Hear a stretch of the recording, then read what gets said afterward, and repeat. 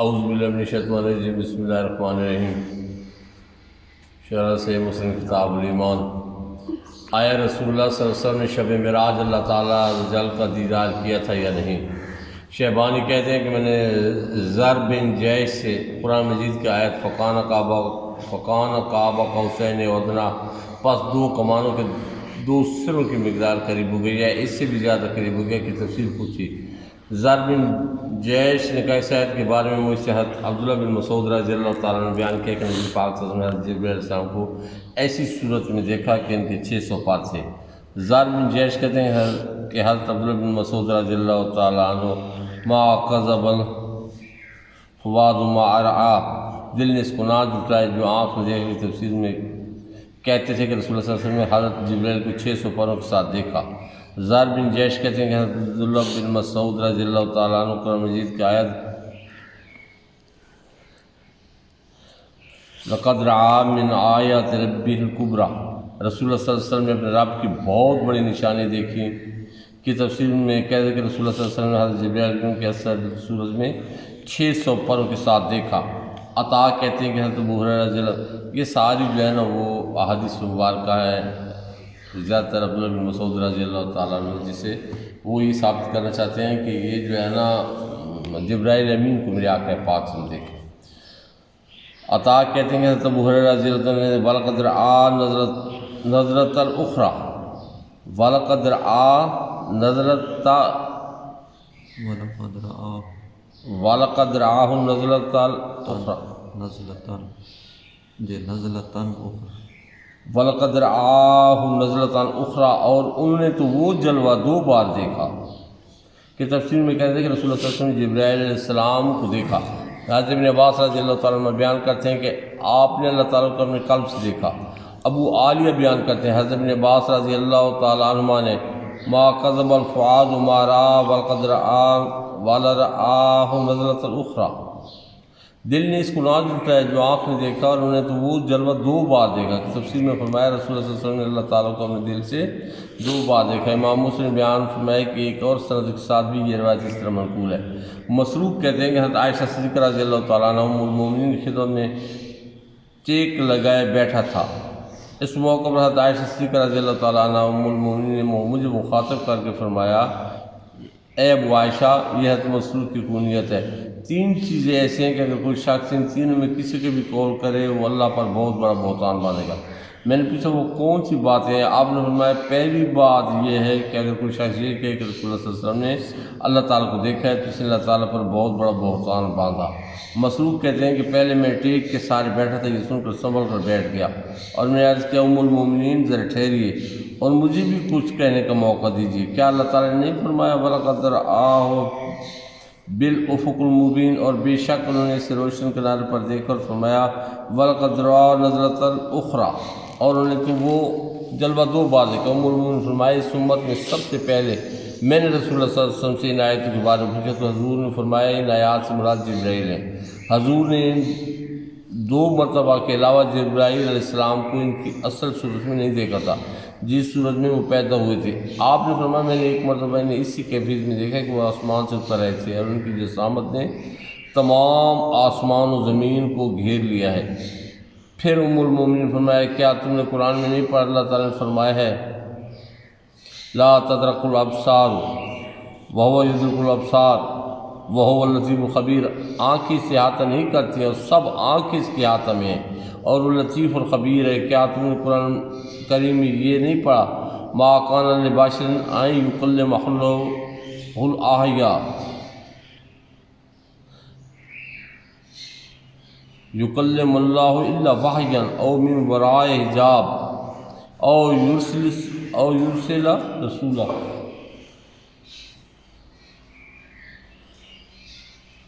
فیوحی بإذنہ ما یشاء انہ لحکیم انہ علی حکیم، انہ علی حکیم، اور کسی بشر میں یہ طاقت نہیں کہ وہ اللہ تعالیٰ سے بغیر وحی کے کلام کرے گا۔ وہ بشر حجاب کی اور میں ہے، اللہ تعالیٰ کو فرشتہ بھیجے جو اللہ تعالیٰ کی اجازت سے اس کے مرضی کے مطابق اس بشر پر وحی نازل کرے، بلا شبہ اللہ تعالیٰ بلند اور حکیم ہے۔ پھر ام المومنین نے فرمایا جو شخص یہ کہتا ہے کہ رسول اللہ صلی اللہ علیہ وسلم نے قرآن میں سے کچھ چھپا لیا، اس نے بھی اللہ تعالیٰ پر بہت بڑا جھوٹ باندھا، کیونکہ اللہ تعالیٰ فرماتا ہے اے رسول جو کچھ قرآن میں آپ پر نازل کیے گئے وہ امت تک پہنچا دیجیے، اگر آپ نے بالفرض ایسا نہیں کیا تو آپ نے فریضہ رسالت کو ادا نہیں کیا۔ اور جو شخص یہ کہے کہ رسول اللہ صلی اللہ علیہ وسلم کو بالذات یعنی اللہ تعالیٰ کے بتلائے بغیر کل کا علم تھا تو اس نے بھی اللہ تعالیٰ پر جھوٹ باندھا، کیونکہ اللہ تعالیٰ فرماتا ہے آپ فرما دیجئے کہ آسمان اور زمین میں جو کچھ غیب ہے اس کو بغیر اللہ تعالیٰ کے بالذات کوئی نہیں جانتا۔ امام مسلم صنعت صحابہ کے ساتھ حضرت عائشہ صدیقہ رضی اللہ تعالیٰ عنہ ام المومنین کی اس حدیث کو بیان فرمایا، البتہ اس میں یہ اضافہ ہے کہ حضرت عائشہ صدیقہ رضی اللہ تعالیٰ عنہ ام المومنین فرمایا کہ اگر رسول اللہ صلی اللہ علیہ وسلم قرآن کریم کی آیت کو تم سے چھپاتے تو اس آیت کو چھپاتے، اور اے محبوب یاد کیجئے جب آپ اس شخص سے کہہ رہے تھے جس پر اللہ نے بھی انعام فرمایا، اور آپ نے بھی انعام فرمایا کہ اللہ سے ڈرو اور اپنی بیوی کو اپنے پاس رہنے دو، اور آپ کے دل میں وہ چیز تھی جس کو اللہ تعالیٰ ظاہر کرنا چاہتا تھا، کیونکہ آپ کو لوگوں کے طعنہ دینے کا اندیشہ تھا، حالانکہ اللہ تعالیٰ اس بات کا زیادہ حقدار ہے کہ آپ اس سے ڈریں۔ مسروق کہتے ہیں میں نے حضرت عائشہ صدیقہ رضی اللہ تعالیٰ عنہ ام المومنین سے پوچھا کیا محمد صلی اللہ علیہ وسلم نے آپ کو دیکھا ہے؟ حضرت عائشہ صدیقہ رضی اللہ تعالیٰ عنہ ام المومنین نے جواب میں فرمایا تمہاری یہ بات سن کر میرے رونگٹے کھڑے ہو گئے۔ امام مسلم کہتے ہیں کہ اس روایت میں بھی پہلی روایت کی طرح حضرت عائشہ صدیقہ رضی اللہ تعالیٰ عنہ ام المومنین نے بیان فرمایا، لیکن داؤد کی روایت زیادہ مفصل ہے۔ مسروق کہتے ہیں میں نے حضرت عائشہ صدیقہ رضی اللہ تعالیٰ عنہ ام المومنین سے پوچھا قرآن کریم کی اس آیت کی کیا تفسیر ہے؟ ثم دنا فتدلى فكان قاب قوسين او ادنى فاوحى الى عبده ما اوحى، پھر وہ جلوہ نزدیک ہوا، پھر خوب اتر آیا تو اس جلوے اور محبوب کے درمیان کمان کے دو سروں کو فاصلہ رہ گیا، یہ سے بھی کم، پھر وحی فرمائی اس نے اپنے بندے کو جو وحی فرمائی۔ حضرت عائشہ صدیقہ رضی اللہ تعالیٰ عنہ ام المومنین فرمائی اس آیت سے مراد جبرائیل ہے، پہلے وہ آپ کے پاس انسانی صورت میں آتے تھے، اس مرتبہ وہ آپ کے پاس اپنی اصلی صورت میں ہے جو صورت آسمان کے کناروں پر محیط ہو گئی۔ حضرت ابو ذر رضی اللہ عنہ بیان کرتے ہیں کہ میں نے رسول اللہ صلی اللہ علیہ وسلم سے پوچھا کیا آپ نے اپنے آپ کو دیکھا ہے؟ فرمایا اللہ تعالیٰ خالق نور ہے اور میں نے اس کو جہاں سے بھی دیکھا وہ نور ہی نور ہے۔ عبداللہ بن شقیق کہتے ہیں میں نے حضرت ابو ذر رضی اللہ عنہ سے کہا اگر مجھے رسول اللہ صلی اللہ علیہ وسلم کی زیارت کا موقع ملا ہوتا تو میں حضور سے ایک چیز ضرور پوچھتا۔ حضرت ابو ذر نے فرمایا کیا پوچھتے؟ عبداللہ نے کہا میں یہ پوچھتا کہ کیا آپ نے اپنے رب کو دیکھا؟ حضرت ابو ذر نے کہا میں نے رسول اللہ صلی اللہ علیہ وسلم یہ پوچھا تھا، آپ نے فرمایا میں نے خالق نور کو دیکھا ہے۔ حضرت ابو موسیٰ رضی اللہ عنہ بیان کرتے ہیں کہ رسول اللہ صلی اللہ علیہ وسلم نے ایک مجلس میں کھڑے ہو کر ہمیں 5 باتیں بتلائیں، فرمایا اللہ تعالیٰ سوتا نہیں ہے اور نہ ہی سونا اس کی شان کے لائق ہے۔ نمبر 2 میزان کے پلڑوں کو جھکاتا اور اٹھاتا ہے۔ نمبر 3 رات کے اعمال اس کے پاس دن سے پہلے اور دن کے اعمال رات سے پہلے پہنچ جاتے ہیں۔ نمبر 4 اللہ تعالیٰ کی ذات کو ایک نور نے حجاب میں لیا ہوا ہے،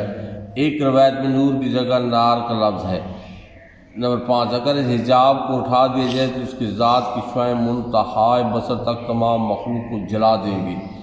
امام مسلم بیان فرماتے ہیں کہ ایک اور سند سے بھی یہ روایت اس طرح منقول ہے، مگر اس میں 4 باتوں کا ذکر ہے، 5ویں بات یعنی مخلوق کو جلانے کا ذکر نہیں ہے، فرمایا اس کا حجاب نور ہے۔ حضرت ابو موسیٰ بیان کرتے ہیں کہ رسول اللہ صلی اللہ علیہ وسلم نے ایک مجلس میں کھڑے ہو کر ہمیں 4 باتیں بتلائیں، فرمایا اللہ تعالیٰ نہ سوتا ہے اور نہ سونا اس کو زیبا ہے، اللہ تعالیٰ میزان کے پلڑے اوپر نیچے کرتا رہتا ہے، اللہ تعالیٰ کے حضور میں رات کے اعمال دن میں اور دن کے اعمال رات میں پیش کیے جاتے ہیں۔ اس باب کے حدیث میں یہ بحث ہے کہ نبی پاک صلی اللہ علیہ وسلم معراج اللہ تعالیٰ کو دیکھا ہے یا نہیں، ہم چونکہ اس سے پہلے باب میں اس پر مفصل بحث کر چکے ہیں، اس لیے اس حدیث میں جو دوسرے مضامین ہیں ان کو بیان کرتے ہیں۔ قرآن مجید کا کمی اور بیشی سے محفوظ ہونا۔ حدیث نمبر 347 میں عائشہ صدیقہ رضی اللہ تعالیٰ عنہ نے فرمایا جو شخص یہ کہے کہ رسول اللہ صلی اللہ علیہ وسلم نے قرآن مجید سے کچھ چھپا لیا اس نے اللہ تعالیٰ پر بڑا جھوٹ باندھا۔ حضرت عائشہ صدیقہ رضی اللہ تعالیٰ عنہ ام المومنین کی اس قوم سے معلوم ہوا کہ رسول اللہ صلی اللہ علیہ وسلم نے پورے کا پورا قرآن امت تک پہنچا دیا، اور کیونکہ قرآن مجید کا دعویٰ ہے کہ اس میں کوئی کم بیشی نہیں ہو سکتی، اس سے ثابت ہوا کہ آج امت کے ہاتھ میں جو قرآن مجید محفوظ ہے یہ وہی ہے جس کو اللہ تعالیٰ نے جبرائیل امین کی وساطت سے رسول اللہ صلی اللہ علیہ وسلم پر نازل فرمایا، حضور نے اس کو ہم تک پہنچا دیا۔ لہذا شیعہ حضرات کا یہ کہنا ہے کہ موجودہ قرآن اصل قرآن کے تہائی باطل ہے۔ شیخ کلینی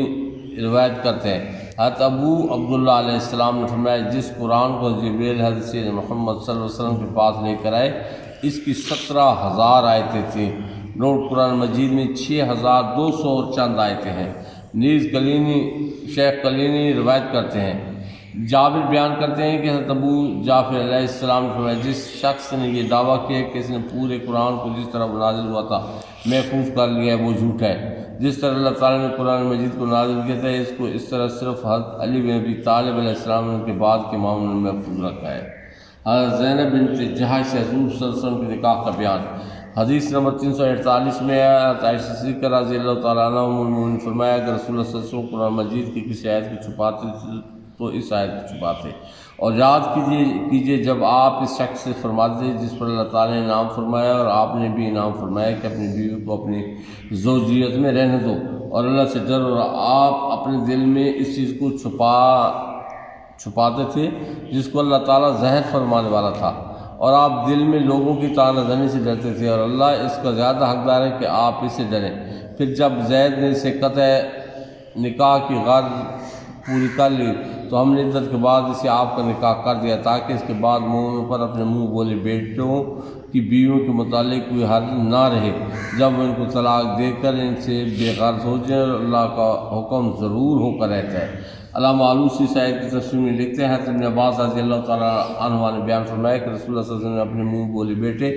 اور آزاد کردہ غلام زید بن حارثہ رضی اللہ تعالیٰ عنہ کے نکاح کا پیغام اپنی پھوپھی سمیہ بنت عبد المطلب کی شہزادی حضرت زینب بنت جحش رضی اللہ تعالیٰ عنہ کے لیے دیا، لیکن حضرت زینب بنت جحش رضی اللہ تعالیٰ عنہ اور ان کے بھائی دونوں نے اس پیغام کو اپنے حسب اور نسب کی فضیلت کی بنا پر منظور نہیں کیا۔ اس وقت یہ آیت نازل ہوئی ما کان لمؤمن ولا مؤمنہ،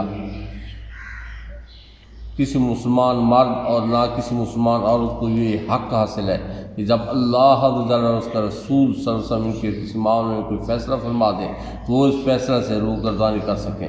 سورہ احزاب آیت نمبر 36۔ اس آیت کے نازل ہونے کے بعد حضرت زینب بنت جحش رضی اللہ تعالیٰ عنہ اور ان کے بھائی دونوں نے حضرت زید بن حارثہ رضی اللہ تعالیٰ عنہ کے لیے رسول اللہ صلی اللہ علیہ وسلم کے بھیجے ہوئے پیغام کو منظور کر دیا، اور رسول اللہ صلی اللہ علیہ وسلم نے 10 دینار 60 درہم، ایک کپڑے کا جوڑا، 25 سیر غلہ اور تقریباً 3 من کھجوروں کے مہر کے بعد حضرت زید بن حارثہ رضی اللہ تعالیٰ عنہ کا نکاح حضرت زینب بنت جحش رضی اللہ تعالیٰ عنہ سے کر دیا۔ نکاح کے بعد عموماً ان میاں بیوی میں بحث تکرار اور چپکش رہتی تھی۔ حضرت زینب رضی اللہ تعالیٰ عنہ عموماً اپنے حسب و نسب کی بڑائی بیان کرتی جس سے حضرت زید رضی اللہ تعالیٰ عنہ اکثر پوچھتے تھے۔ بار گئے نبوت میں آ کر حضرت زینب رضی اللہ تعالیٰ عنہ کی شکایت کرتے ہیں، طلاق دینے کے راز ظاہر فرماتے۔ ادھر اللہ تعالیٰ نے حضور کو مطلب فرما دیا تھا اور بالآخر حضرت زینب کو طلاق دے دیں گے اور عدت گزرنے کے بعد وہ آپ کے نکاح میں آ جائیں گے۔ رسول اللہ صلی اللہ علیہ وسلم کو یہ اندیشہ دامنگیر ہوتا ہے کہ اگر ایسا ہو گیا تو منافقین وغیرہ غلط پراپیگنڈا کریں گے، لوگ اسے کہیں گے دیکھو یہ کیسا نبی ہے جس نے اپنے منہ بولے بیٹے کی بیوی یعنی بہو سے خود نکاح کر لیا۔ اس وجہ سے جب زید بار آ کر آپ سے حضرت زینب رضی اللہ تعالیٰ عنہ کی شکایت کرتے تو آپ ان کو اللہ تعالیٰ سے ڈراتے اور طلاق دینے سے باز رکھنے کی کوشش، حالانکہ آپ کو علم تھا کہ بہرحال ایسا ہونا ہے۔ اللہ تعالیٰ کی اس معاملے میں حکمت یہ تھی کہ جب رسول اللہ صلی اللہ علیہ وسلم حضرت زینب رضی اللہ تعالیٰ سے عدت کے بعد نکاح کر لیں تو مسلمانوں پر یہ بات واضح ہو جائے کہ منہ بولا بیٹا نہ حقیقی بیٹا ہوتا ہے، نہ اس کی بیوی حقیقی بہو ہوتی ہے، اور اگر کوئی شخص اپنے منہ بولے بیٹے کے متعلقہ بیوی سے عدت کے بعد نکاح کرنا چاہے تو رسول اللہ صلی اللہ علیہ وسلم کا عمل اور اسوہ اس کے لیے دلیل اور حجت بن جائے۔ چنانچہ ایسے ہی ہوا، زید نے حضرت زینب کو طلاق دے دی اور عدت گزرنے کے بعد اللہ تعالیٰ نے یہ آیت نازل فرمائی زوجنا، کہا ہم نے آپ کا نکاح حضرت زینب سے کر دیا۔ اس آیت کے نازل ہونے کے بعد بغیر کسی پیغام، عقد، نکاح اور مہر بغیر کہ حضرت زینب رضی اللہ تعالیٰ عنہ حضور کی زوجیت میں داخل ہوئی، اور یہ ان کی عظیم فضیلت ہے جس پر وہ بے پناہ خوشی کا اظہار کرتے تھے۔ حضور نے ان کا شاندار ولیمہ کیا تھا۔ سورہ احزاب کی 2 آیتوں 37-38 میں اس واقعہ کا اجمالاً ذکر جن کا ہم ترجمہ پیش کر رہے ہیں۔ اے محبوب، اس وقت کو یاد کیجیے جب آپ اس شخص سے کہتے تھے جس پر اللہ تعالیٰ نے بھی انعام کیا اور آپ نے بھی انعام کیا کہ اللہ سے ڈرو اور اپنی بیوی کو اپنے نکاح میں رکھو، اور آپ لوگوں کے طعنوں کے اندیشہ سے اس بات کو چھپاتے تھے جس کو اللہ تعالیٰ ظاہر کرنے والا تھا۔ اور لوگوں کی طعنہ زنی کے خوف کی نسبت اللہ کا خوف آپ کی شان کی زیادہ لائق ہے۔ اور جب زید نے اپنی بیوی سے حاجت پوری کر لی، یعنی طلاق دے دی اور عدت گزر گئی، تو ہم نے آپ کا اس کے متعلقہ بیوی سے نکاح کر دیا، تاکہ مسلمان جب اپنے منہ بولے بیٹوں کی متعلقہ بیوی سے عدت کے بعد نکاح کرنا چاہیں تو ان کے لیے کوئی دشواری نہ ہو۔ اور اللہ کا حکم بہرحال ہو کر رہتا ہے، اور اللہ تعالیٰ نے نبی کے لیے جو کام فرض کر دیے ہو اس کے کرنے میں نبی پر کوئی حج یا وجہ تان نہیں ہے۔ یہی اللہ تعالیٰ کا سابقہ شریعت میں دستور رہا ہے، اور اللہ تعالیٰ کا ہر مقدر کیا ہوا کام اٹل ہوتا ہے۔ بعض قصہ کو بعضوں نے ضعیف اور مطعون روایات کی بنیاد پر ان آیات کی تفسیر میں ایسی نازیبہ باتیں لکھ دی ہیں جو نہ صرف شان نبوت کے منافی ہیں، بلکہ ان کو اگر سچ تسلیم کر لیا جائے تو نبوت پر ایمان قائم نہیں رہتا۔ ان آیات کی صحیح تفسیر وہی ہے جو ہم نے معتبر حوالے سے بیان کر دی ہے۔ ان آیات سے یہ معلوم ہوتا ہے کہ حضور صلی اللہ علیہ وسلم ہر امتی کی جان اور مال کے مالک ہیں اور مختار ہیں۔ اگر وہ کسی امتی کو کسی سے رشتہ کر دیں تو اس کو مجال انکار نہیں ہے۔ حضور صلی اللہ علیہ وسلم کو علم غیب حاصل ہے، کیونکہ آپ کو معلوم تھا کہ انجام کار کیا ہونا ہے۔ نورانی اراح کی تحقیق، حدیث نمبر 351 ہے، نور انا اراح، اس جملے میں انا کو کئی طرح پڑھا گیا ہے۔ ملا علی قاری نور انی اراح کو محدثین نے کئی طرح پڑھا ہے۔ ایک صورت میں یہ ہے نور انا اراح، وہ خالق نور ہے، میں اس کو کیسے دیکھ سکتا ہوں؟ علامہ نووی نے اس طرح بیان کیا ہے، لیکن یہ تشریح اس لیے سے نہیں ہے کہ حضرت ابو ذر کی اس کے بعد جو روایت مذکور ہیں اس میں صاف تصریح ہے کہ میں نے خالق نور کو دیکھا ہے، اور اس لفظ کو یوں بھی پڑھا گیا نور